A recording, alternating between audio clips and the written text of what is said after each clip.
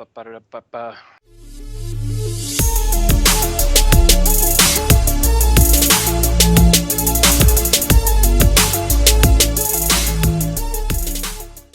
Welcome, everybody, to the second episode of Behind the Beard podcast. I am the Beard. And I'm Gunstar.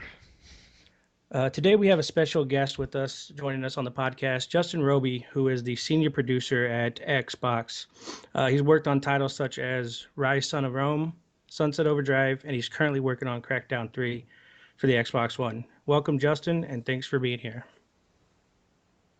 Oh, thank you. Thank you for having me. For those who might not know who you are, can you tell us a little bit about yourself and how you got started in the industry? Oh, sure. Let's see. I am a single white male. I like long walks on the beach.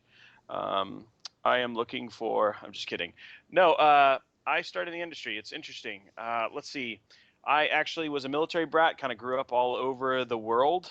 And then I kind of knew I wanted to do two things when I was growing up. Either wanted to fly jets or make video games. And it's funny, in my will in high school, I actually said I was going to work for Microsoft. And I remember I went to a military school in Northfield, Vermont, working on my electrical engineering and computer science degree. I was contracted with the Air Force at the time and had done a bunch of really cool stuff and decided to leave school a little bit early. Took off out here to the West Coast, got a job at Microsoft, meeting a guy named Mark McNulty, who was at the time the hardware test lead for the original Xbox when he had just announced it. And I asked him how you get a really cool job in the industry. And he said, "Hey, I'll throw you a bone, dude. You know, what's your degree?" And I told him what it was. And in doing so, he had me go interview. And I interviewed and ended up not getting a job in Xbox. I got a job working on Windows Media Player and Windows Movie Maker. And in doing that, then transfer of the Xbox division, working on my first game, which was Fable, and then have been doing it and working in the industry now for going on 15 years. So I've done games Fable, Age of Empires 3, Rise, Son of Rome, PGR 3. Oh man, there's so many. There's just a ton of games I've worked on. And now, yeah, like I said, I've gone across the Xbox 360, the Xbox One, on Windows Phone, connected service stuff, worked with a ton of really just awesome, amazing people in the industry. And now I just get to hang out and talk to you guys on a podcast while you guys sit in your underwear and eat bonbons. Well, that's hilarious that you were going to fly planes, or that you wanted to, because actually my goal was to fly helicopters. Oh, yeah? I didn't care if it was for the military, the police, a tourist group in Hawaii. Like, I didn't care. So I was going to go to the military and do that. And then my father, who lived in Kirkland, Washington at the time, said that there was a helicopter school out there. He said, "Why don't you just, come move out here and you can fly helicopter, go to the school and learn how to fly helicopters here." Right. So that's what I did. And then it didn't work out for some reason. But I did live out in Kirkland, Washington for 8 months, and it's a beautiful place out there. But it's just funny that you were going to fly planes, and I just love helicopters. Well, I did actually get to rear in an F-16 and be in a T-38. So I have actually got to be in two fighter jets, which was pretty dang awesome. And, it was funny when I had the choice between this job and staying in the military, because they'd kind of changed the requirement from pilot from staying in the military at the time for 4 years to 10 years. And I went and talked to a friend of mine in Misawa, Japan. At the time, he's like, "Look, eventually it just becomes a job, and then you get to do less flying because you have more base stuff." And so I decided, hey, maybe that's not the life for me, and that I should go, basically rot children's minds with this cool art called video game stuff, because it did such a good job with my mind. And luckily, I get to do what I get to do for fun and as a job, which is pretty dang cool. Yeah, it's definitely worked out pretty well, I would say. Thanks, Beard. I would rather you make video games instead of dropping bombs on people.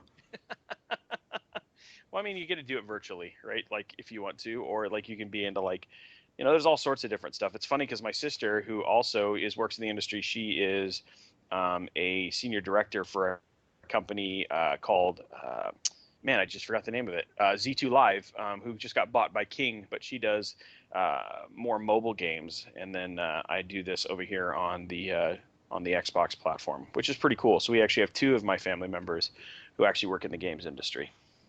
That's pretty awesome. Nice. Yeah, I think so. Thanks for confirming that for me, Baird. I feel better about it. You should. How did you decide that you wanted to do podcast? That's a real question. You and Um, Gunstar. How did you guys meet? I like is it sitting in my inside? underwear for one. No, Gunstar has been my best friend gaming wise for about since Forza 2. Oh wow. I don't know what year that was, 2007 maybe. And we've always talked about doing it and just pushed it off, just never really did it. And then when I went out to E3 and met, I had known Doc Cupcake prior to E3, but we actually met for the first time. And it was just good connection, good chemistry. And I just thought, hey, you know, why don't us guys get together and make one? We all three love video games. And my brother, who's on the podcast as well, he loves video games. So it's like, why don't we all just get together and just talk about video games? We're going to talk about video games and our life. We're not going to be, you know, the average podcast that just talks about, hey, this game came out this week. Hey, this game came out this week. Hey, this game sucks. Like, we're going to let the community get to know us as individuals, and kind of come into our life a little bit, as opposed to just, I'm playing this game and this is what I'm doing. So, but the reason I wanted to do it is because I wanted to be more active into the community. I wanted to be able to continue, you know, I guess being big in the community and being able to go to these events like E3 and be invited to these things and just get to know people. Like you know, Gunstar.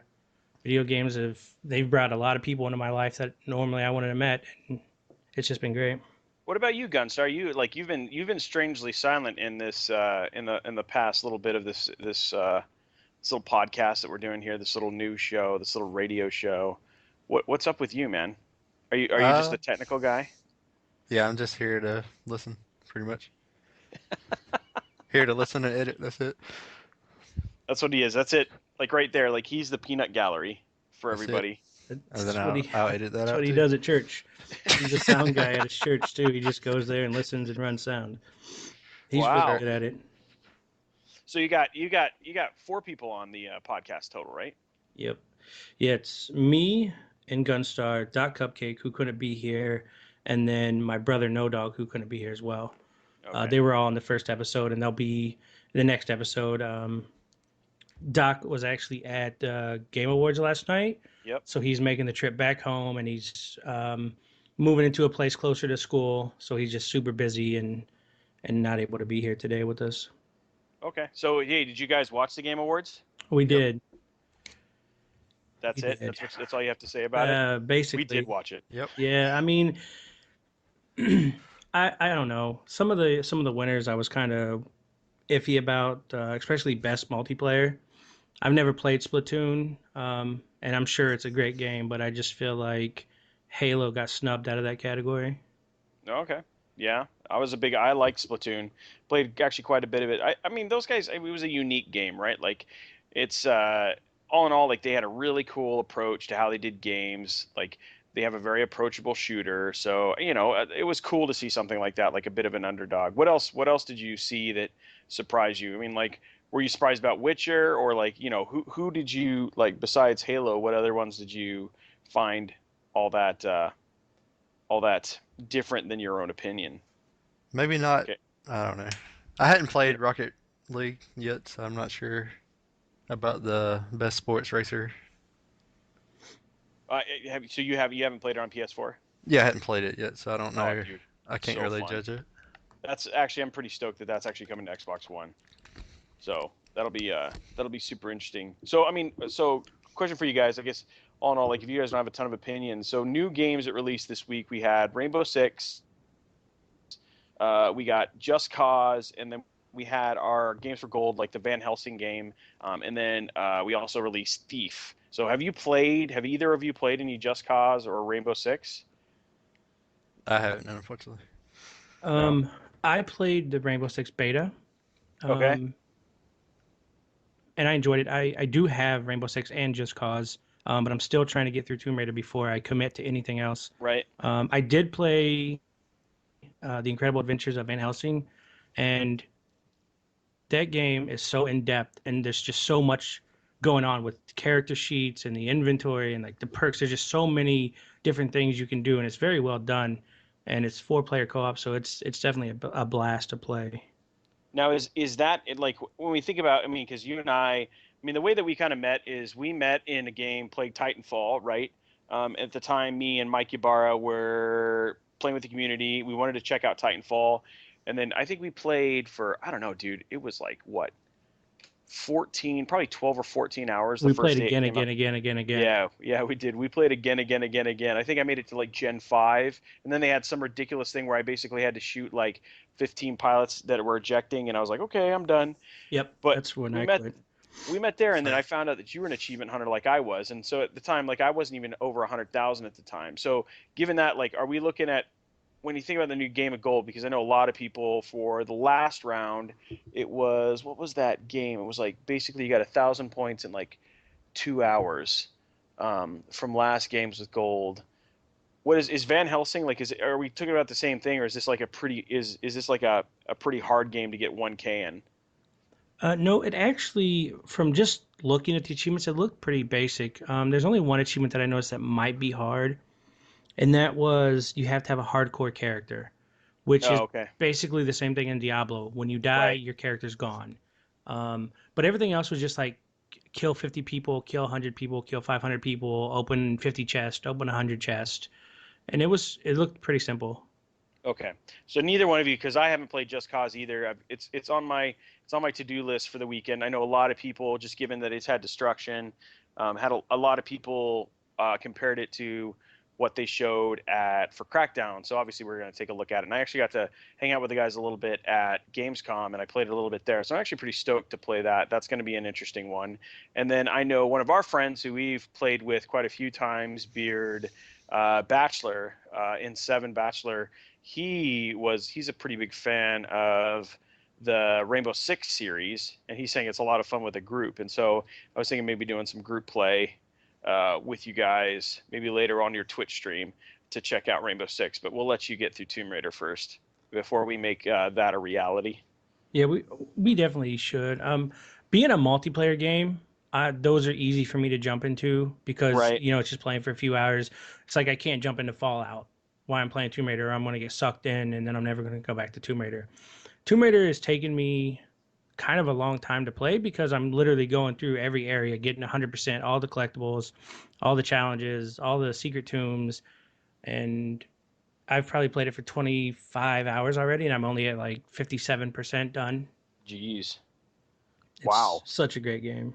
Being But thorough. you really like it. Oh yeah, it's definitely in the top 3 for my game of the year. Wow. Okay. Wow. That's really good. Okay. Cool. Okay. Cool. What about? Let's see. What like? So you're playing Tomb Raider, and then were you pretty excited about the announce from the Game Rewards, like in terms of the DLC for it, like the survival stuff? Yeah, definitely stoked about that. I haven't got to try anything other than single player, Okay. and I know there's some kind of basically cards you get from playing the game, and I haven't really looked into all that stuff yet because I'm playing the single player. But that's definitely something I want to check out. What about you, Gunstar? Like, I mean, what are you pretty much playing right now? I'm catching up on old stuff right now. I played the old Bridge Constructor. Finish that up. The Bridge Constructor? Yeah. That I saw a lot of people actually play that game. Is that pretty fun? It's pretty fun to start out with, and then it kind of gets a little Repetitive? repetitive to me. I mean, a lot of people might enjoy it more than I did, but I mean, it was really good. I think it was really creative what they was doing. Then next me and Jeff started the crew. Oh yeah. Hey, I have that game. So you guys started the crew. What do you think of that one? It's pretty fun for a racer to be, connecting together as a group and doing the races together, and whoever wins helping each other out and stuff like that. Cool. Yeah, I have it. Like I ended up getting it back when Ubisoft was having the problems with Assassin's Creed. You got a free game, and so I chose that one as my free game because I kind of had all the other ones at the time, and so and I'm a huge racing fan. Another one I want to get back to is the Need for Speed series, dude. I'll be honest, man. Like I have so many blooming games that are on my my backlist right now because that's just from this holiday alone, right? Because this FY16, I mean, basically this, I mean, sorry, this calendar year 2015 has been insane, especially holiday, specifically for games. It just feels like there's so many, and I mean, like some of these are not small because right now I'm like trying to 1K Battlefront, which I'm a huge Star Wars fan. I think if you guys follow me on Twitter, you'll basically see that, and just getting to play just that one, right? Like is a huge amount of work. And then we have like I have all of the basically the Telltale ones to get through. And then Yeah. after that you have like games like Tomb Raider. We now have I haven't even finished Witcher 3. It's just my list is massive. And then like I just picked up Just Cause. I just picked up Rainbow Six. And then there's also Call of Duty, which I played like very little. It's overwhelming in some regards.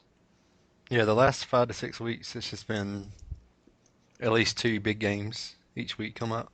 Yeah. It's just Yeah. it's way overwhelming, but I mean it's good, but it's hard to catch up with all this. Yeah, for sure. There's so many. I'll literally look at my shelf or my digital collection and say, okay, what do I want to play? And I'll be like, I want to play this. No, that's going to take too long to play. I want to play. No, that's too easy. And I literally end up just not playing because I can't even decide what I want to play. That's that bad, huh? It's overwhelming. I'm like you. My backlog is out of this world. Yeah, I'm pretty stoked about my Christmas vacation because I really want to get back and just play through so many different games, and there's just so much to basically play through. So Mhm. I'm hoping soon, man. I'm hoping just to enjoy some time off and crank through some titles and play some multiplayer with my boys. Not my kids. I mean, like you guys, because we've played a lot of games together. Yeah, that sounds like a lot of fun. I'll definitely be around for that. Yep. Um, with everything that you've done over the years, do you have any favorite or your like most memorable moments over at Xbox? Oh, of course, right? Like I think my biggest one is probably working on PGR3. I mean, it's tough between Project Gotham Racing 3 and working on Rise Son of Rome. Those are probably two of my most memorable because those were launch titles, right? So not only did we just have the hype of working on the game itself, but we had all the hype of the new platform and just how people were getting so excited about the platforms themselves. It's interesting though. A lot of the guys I worked with, like the lead designer on one of our lead designers on Crackdown 3 was the lead designer on PGR 3. So I'm working with a guy named Gareth Wilson, who works at Sumo Digital, and so that's been kind of cool. Is like getting to meet all the different people and having such a small industry sometimes to get to meet and talk to those guys. But I mean, in terms of my favorite moment, I think working on the two launch titles, specifically Rise and PGR3, were just awesome. Yeah, I really, really enjoyed Rise. I thought it was a beautiful game. I love that style of game and the artwork. Um, I still need to go through and find all the Easter eggs and maybe make a video of those because there were some pretty cool ones that I did find. Yeah, and I don't think actually I'm pretty sure not everybody has found them yet. There Oh are wow, there's still still some that some. have not been found, Uh, and I know them. And if you guys want to know what they are, you can send $1,000 check to me at One Microsoft Way, care of Justin Robey, and we can get that going. That may be worth it. It might be. You might make twice that amount of money on YouTube. It could be. Now, about PGR3, I had that game and I still do have it on 360. But if I remember right, it's one of those games that I wanted to play, but at the time I was so involved in achievements, I put it back because the achievements were so hard, if I remember right. Oh yes. Oh Um, yes. so I kind of want to go back and play it for the fact that it's something that you had worked on and I wanted to play it anyways. And I want to see if I can knock out those hard achievements and see how well I could do anyways. Well, if you want to, like if you play that game, you can actually hit the back button, and on the back button, you will actually be able to bring up names, and you can actually see my name, the people he's against. But when I look at, you know how you have your best achievements on trueachievements.com Mhm. or trueachievements.com. My best achievement is Platinum Champion, which is worth 603 points. And like, uh, yeah, there wasn't a lot of people who basically got that. Like it was like it's like 6.03%. It's one of the hardest achievements to basically get. And that was basically complete all championships at platinum level. oh, Oh, So and did you ever play that Gunstar? Because I know me and you, we had like the same taste in games, and we both love racing games. I don't think I picked it I up. don't know if you ever Unfortunately. got around to that. No, I never That got game it. is awesome. You should definitely play it. If you care about me as a person, then you would buy that game multiple times. I Because I 100% get it to pick- right. So then, so basically, I'm not going to get the game then because I really don't care. I'm done with this podcast. I'm out. And he just hung up people. Yeah, I'm done. So, another cool thing that we just launched, I know we're going to talk about this here in a minute, but we just launched our recap of the Extra Life thing on crackdown.com today. So if you want to see me and watch me laugh and have a good time, you can check out that YouTube video at crackdown.com. Yeah, But that Extra Life thing was super awesome. And we actually had Beard support on. yeah, I was there. I streamed Friday. I started at 6 o'clock in the morning. I don't even remember now. It's been a blur. But I streamed for 27 hours the first day. I Yep. stayed around after my 24 hours until Team Crackdown was done, just to be with them as a team member. And then I don't know what happened. I don't even think there was a Saturday. I don't know where it went if there was one. And then Sunday I streamed again for another 12 hours. And I ended up raising 940 as an individual. But the team, what did we raise? Just over Nearly 12. just over. Yeah, just- Okay, just over 12,000. Yeah. It was. And so it's super cool because actually I think you were from Team Crackdown. You were number 4, right? So, which was awesome, right? Like we had, I don't know how many people were on our team. Like it was actually a pretty big team, and you were number 4 in terms of most raised. So you had more donations. Yeah, like in terms of donations itself, I think you were number 2. You were number 3, but in terms of total amount of donations, you were number 4, and you were 4th behind obviously the Crackdown team itself. But in terms of just our separate people who raised, you were number 3 on that list, behind Ray and our other guy who's on this, Doc Jeffrey Bartram, who's Doc Cupcake, correct? Yes. Yep. He was there and he streamed and he raised. I think he raised 1,000 and Yep, he did a just at great 1,000. job. Yep. So, Uh, and then I'm with matching and everything else, once we get all the matching in, the number will be close to about $20,000 when we're all said and done, for an amazing charity. And you guys should definitely check it out. It's something we've done every year. It's funny because Beard and I remember us talking about a year ago. I think it was right after I had done the Extra Life stream by myself, and you were there, and then you said that you were going to fly out here and do it with us this year. And so I was super pushy about making sure that you at least participated, and then you went above and beyond. So I super appreciate the support from you and the guys on this podcast, who were featured as part of the Extra Life guests we actually ended up having on the show, which was super cool. Yeah, well, I appreciate you, having me and even thinking, to have me. I wish I would have been able to fly out there. Maybe next year, if you guys do it again and you have me, maybe I can come out next year. It's unfortunate I couldn't come this year, but I was just thankful to be a part of it. And I mean, it's for the kids. And being a father myself and having 3 kids, I can't imagine what these parents and kids go through. And all I had was my time to sacrifice. But like I said, I did it for the kids, and hopefully, even if I changed one life, that's worth it for me. Yep. But anyway, people should check it out, crackdown.com. You can watch the behind the scenes thing. It was actually pretty funny. We had a really good time, raised some good money, and it's definitely worth checking out. Yeah, we'll definitely put the link down. Yeah. And Now, do you down guys below. have a website? Like, do you guys have a website for this? We have it's kind of a website. It's Podomatic is who we're going through right now.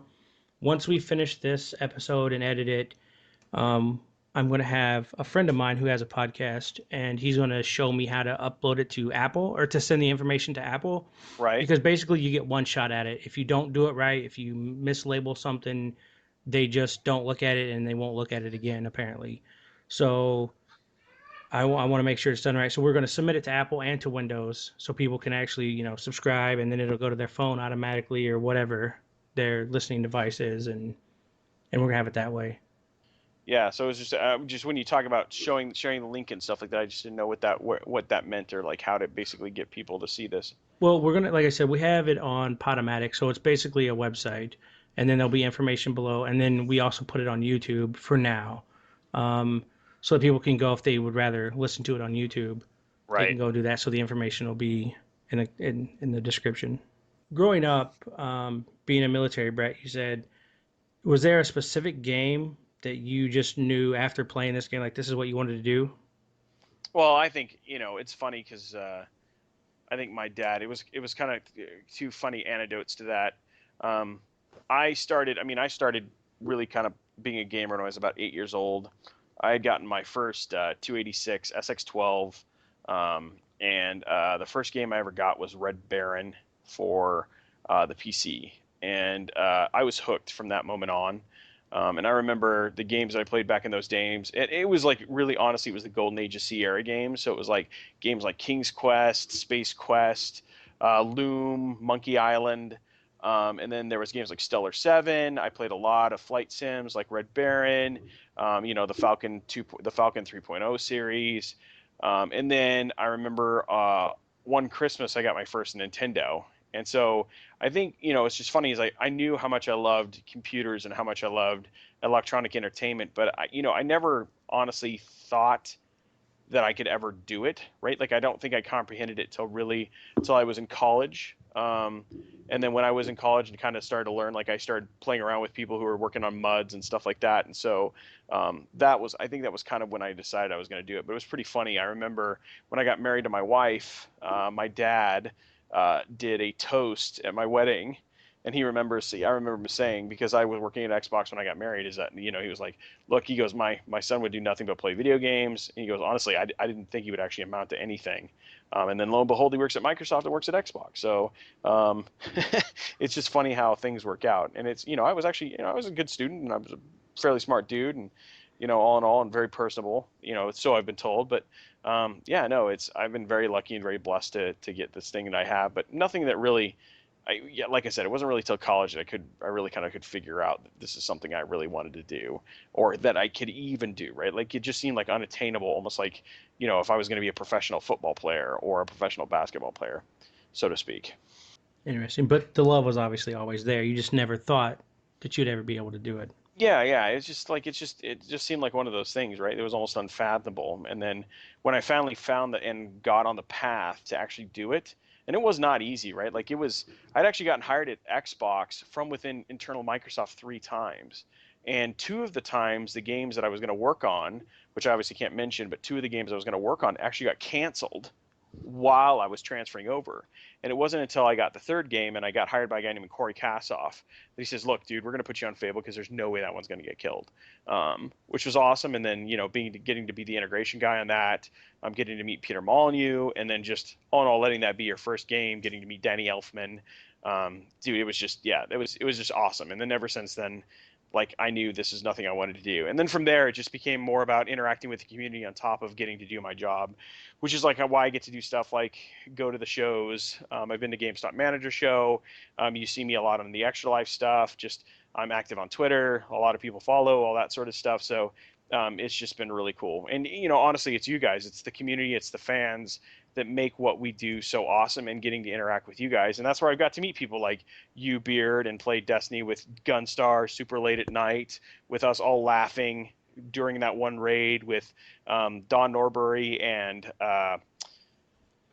Clint Bundrick, who designer and developer who work with me, just stuff like that, dude. Those are the memories that I love. And then just getting to play with you guys. And then, I'm trying to play with the community more, just in general, just to meet more cool people, because people like you guys start to snub me after a while once you get to know who I really am. So I just got to keep building more friends.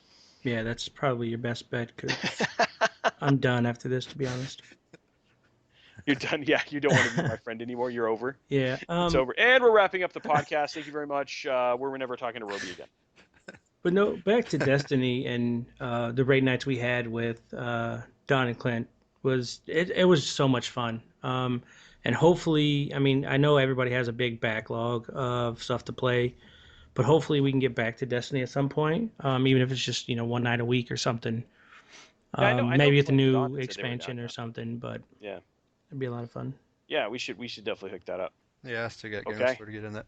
Yeah, I gotta finish. I want to get all the achievements in that game, and I think I have. I just gotta finish getting my Warlock and my Hunter up. But then there's a bunch of these other ones that are basically these quest ones that I gotta finish out because I think there'd be something cool about just having all the achievements in that game. So I gotta read up on and finishing that. Yeah. I don't know, man. It's just gonna be a very busy. I kind of hope not a ton of games end up coming out early next year, so I can just basically focus on the ones that I basically have to get through. Yeah, I'm the same way. Yep. I literally just finished up getting 100% in Destiny Wednesday night. Oh wow. Because hard mode came out on Friday, and then the following, like that Tuesday, Halo came out. So my raid group just disappeared. So I had nobody really to raid with, and I don't like going to the LFG sites and looking for random people. So I finally was able to get with some of my raid group, and we pulled them back together for Wednesday. And so it does feel good to finally have 100% in that game again. Oh good. Being a Awesome. gamer like us, do you ever, when you work on these games, do you have a lot of input going into the Oh achievements yeah. Oh wise? yeah. Yeah.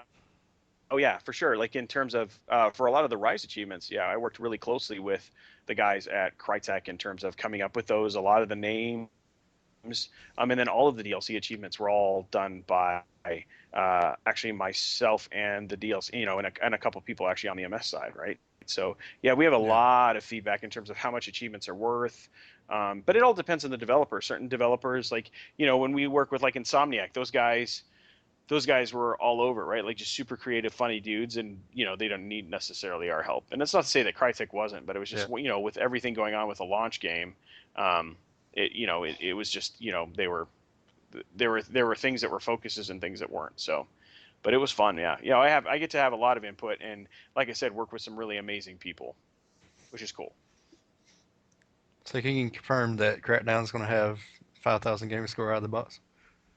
I can confirm that Crackdown will have more than 10 gamer score.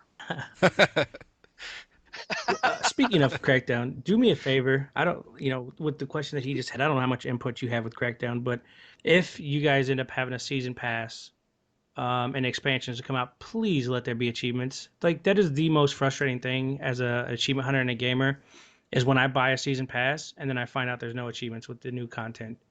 Well, It really frustrates me. I will confirm here today that the DLC for Crackdown will work with Crackdown. All right. News. That's big news. World's first. You heard World's it. first. Crackdown DLC will work with Crackdown. Win. Orbs confirmed. Orbs confirmed. Yes, Orbs confirmed. And hey, for those people who probably don't know a lot about Crackdown, you should definitely check out. Like I said, Crackdown.com, we have a really cool interview with IGN that has Dave Jones that really kind of shows people what we're doing with the distributed physics. Go see it for yourself. There's no way to describe it. It will blow your mind. It's already blown along with that 10 gamer score. That's awesome. And another thing, as an 10 achievement hunter, and gamer, don't have any weird number achievements in there. Don't put 1 point achievements. 4 and 7 point achievements. Don't do that. We will have 5,000 7-point achievements. Oh man. And actually, like, we're not even going to have 1,000 gamer score. We're going to have 996. Wow. That reminds me. Deal. Well, I was gonna say, what did Condemned have? 970. Yeah, I remember, dude. That game was great. I love that game. It was so good. Yeah, I'm gonna do like 8. I'm gonna do like for like what we'll do is we'll do like 837, and like every DLC will only have 4-point achievements and like make it only odd numbers at the end. Oh man. Oh man. Then you will never have me on this podcast again. And another thing, 4.1. another thing that I place. like to see with the achievements is I'd love to see the progress bar for whatever the achievement is. And I know some games don't have it, and I know some do. I don't know why. I guess they just don't choose to do that with their game, but that's a feature that I definitely like. Yep.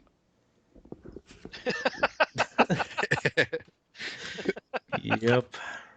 So I'm not giving anything away. I know, like. No, my lips. Yeah, I know. No, I'm not asking for anything. No, I'm just We're not asking, talking yes. about You're just achievements. saying. Yeah. Yeah, I know. I'm like, Oh. yep. Definitely not that asking is for any good. insight from Crackdown because I know that that's not happening. I was just as an achievement hunter, I just love seeing that, so I know how close the achievement is to popping. Right. Yeah, no, I totally understand what you're saying. And I Is there totally any get recently released news that you can talk about, or no? not recent. I think the most recent thing that we talked about was really the stuff at Gamescom. Um, you know, and there's yeah. I really just can't say more than that other than if what we have that's already out there.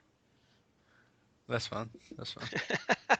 But I mean, like as you follow, like there's things where I'll show things like from trips and travel and all that sort of stuff. So if you want to just kind of follow along with Crackdown development, you can either follow at Crackdown or at Robeyone Kenobi. Both of those things you'll see stuff and get to meet people and get to meet devs.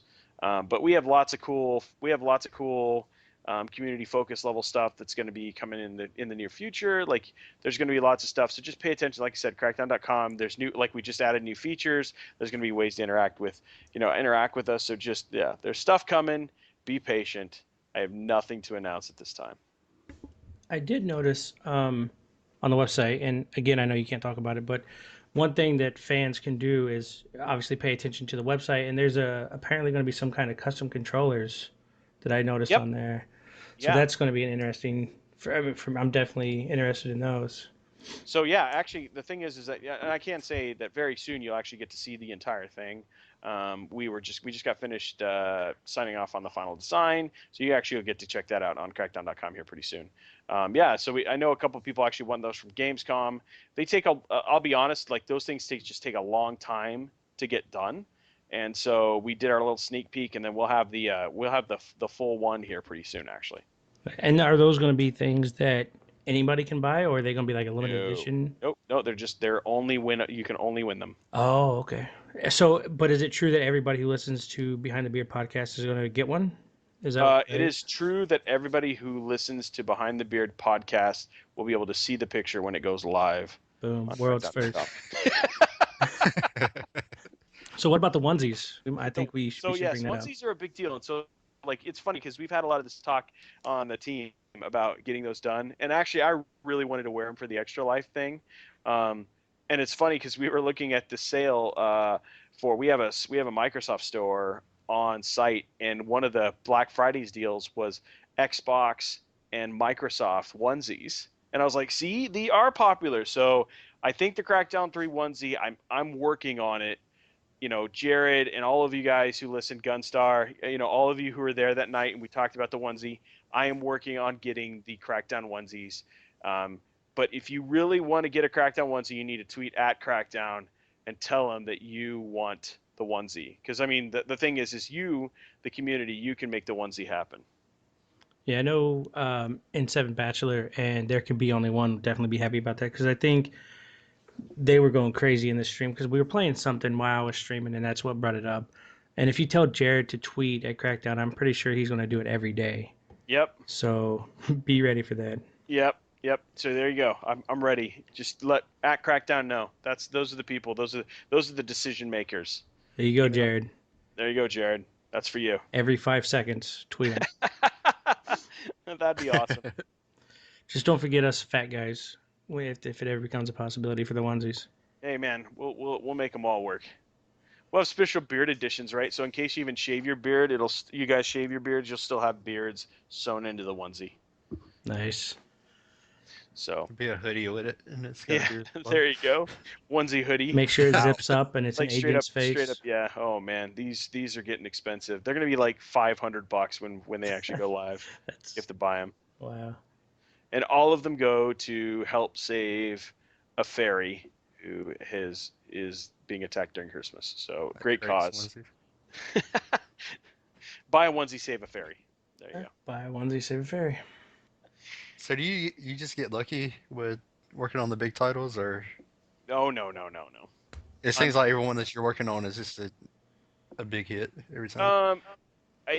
Honestly, I don't think it's we get a lot of choice. It's funny because I actually have got to work on with the Scalebound. I've actually got to work on that a little bit. I've got to work on Recore a little bit as well.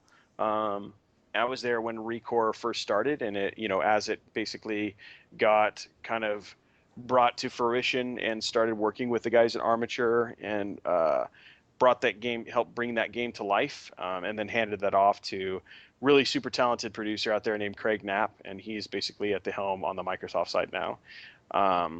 A lot of it is just because I have a lot of it's dependent on the certain experience that I have, right?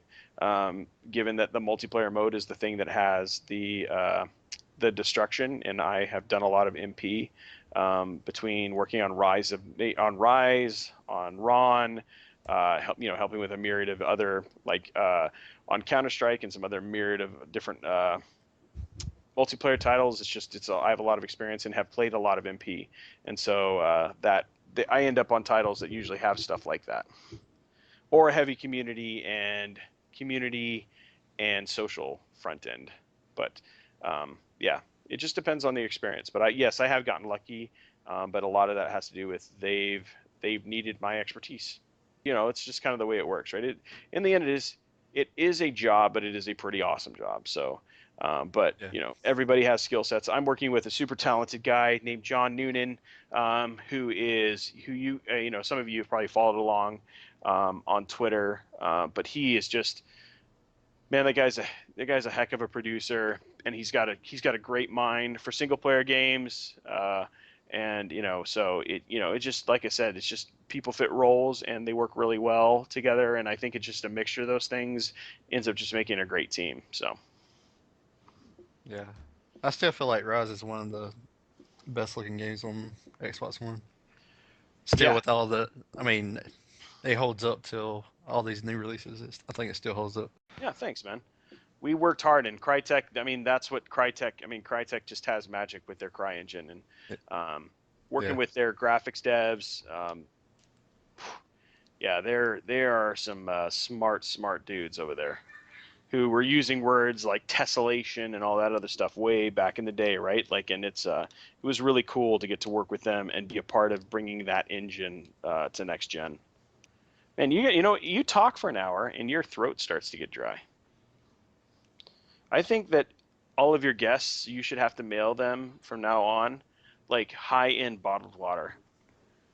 I think you should see about getting this podcast sponsored by Perrier sparkling water. Well, I know somebody who's working on Crackdown and who works at Xbox. Maybe we can get a sponsorship there. Just put a Crackdown label on there. Yeah, we'll get some Crackdown water. Crackdown water. Better get some Crackdown water. Well, I know personally, I wasn't big on Twitter until a few months before the Xbox One released, and I basically signed up and started watching Twitter just for information on Xbox, just to see what was going on. And then I had followed you, and then I followed Ibarra, and then some other people, and it amazes me as just a normal guy, just a normal gamer, to be able to actually play games with you. So I personally just want to thank you for, being just a humble guy and always playing with the fans and caring what we say, and not, because like I said, I never thought that I would ever meet people in the industry and let alone be able to play with them and actually call them friends. So I think it's just great. Awesome, no problem, man. It's been an honor to actually get to be on the podcast, and I look forward to. I know there are rumors of me hanging out here quite often, and I'm totally down, and I think it'll be a lot of fun. So I'm definitely looking forward to it. I'm telling. Speaking of Twitter, I'm telling Insem right now. Guess what? We talked about onesies on the podcast. There we go. I'm making it. You have to come back when Crackdown goes up to 20 gamer score. Yeah, there you go. Well, cool. Well, thanks for having me, guys. I'm super excited about it. And then tell Doc Cupcake. I'm just going to tweet at Doc Cupcake and say, hey, Doc, thanks for bailing on me. Yesterday I did ask Doc if there was anything he wanted to say to you that I could to ask him or anything. Yep. And he said he wanted to thank you for being a passionate gamer, creating amazing games for us gamers. So that's from Doc. That's not a very good question. No. I said if he wanted to ask you anything or say anything. Well, tell Doc thank you. Hopefully next time we can actually talk to him. And hopefully next time he'll actually be on the next podcast, and we can hang out here, anytime if you guys want to have me on, just to lighten the mood or whatever. But let me know, and I'd be totally down to hang out. But no, seriously, I mean, thanks for taking the time. I know uh, I tried to get you on here a long time ago, and we've had issues on our end, and I just, again, thanks for coming. Sorry it took so long. Maybe next time it won't.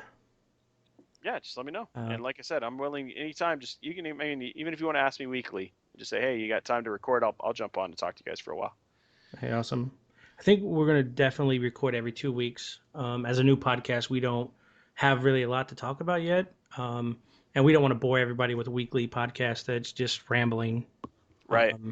So we're gonna do every 2 weeks.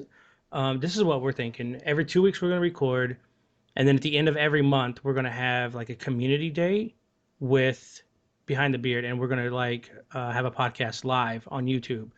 And then whoever wants to come and join us can chat with us while we're playing games together with the community or whatever. Not for sure if that's when that's going to start, but that's just like an idea that we had just to Okay. kind of give back to the community and get other people involved. Well, guys, I'm gonna go hang out with my kids and my family, and then hopefully play some Just Cause here in a little bit, and then I'll probably see you guys online sometime this weekend. All right, man. Peace Thanks out, again. guys.